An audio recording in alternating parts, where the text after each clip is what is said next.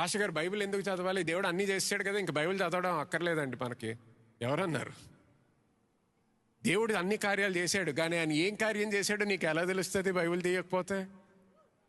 Bible ఎందుకు చదువుతాము? దేవుణ్ణి సంతోషపెట్టడానికి కాదు, ఆయన నీ కొరకు ఏం చేశాడో తెలుసుకోవడానికి బైబిల్ చదువు. ఆమేన్. హల్లెలూయా. హల్లెలూయా. అంటే బైబిల్ చదువుతున్నానండి ఎందుకు? వీసా వస్తుందని. వీసా రావడానికి కాదు. అంటే 7 రోజులు ఉందండి వీసా ఇంటర్వ్యూ ముందర, సో ప్రతిరోజు 7 రోజులు చదువుదాం అనుకుంటున్నాను. సరే చదువు, చాలా మంచిదే, కానీ నువ్వు 7 రోజులు చదివినందుకు వీసా రాదు. అర్థమవుతుందా? అవన్నీ మూఢనమ్మకాలు.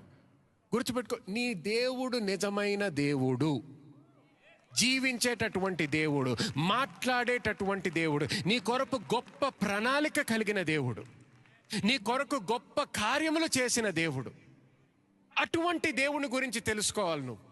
ఆ దేవుని యొక్క ప్రణాళిక, ఆ దేవుని యొక్క చిత్తము, ఆ దేవుని యొక్క మనసు తెలుసుకోవడానికి నువ్వు వాక్యం చదవాలి. హల్లెలూయా. హల్లెలూయా. సో నువ్వు చదువుతున్నప్పుడు ఏం జరుగుతుంది? నీ కల్లారా చూస్తున్నావు, ఆయన ఎటువంటి వాగ్దానం చేశాడో నువ్వు తెలుసుకుంటావు. ఆ వాగ్దానం తెలుసుకోగానే ఇప్పుడు ఏం చేస్తావు? దొరికింది విత్తనం, దొరికింది విత్తనము. ఇప్పుడు ఆ విత్తనాన్ని తీసుకొని ఏం చేయాలంట? నీ హృదయములో నాటాలి, హృదయములో నాటాలి.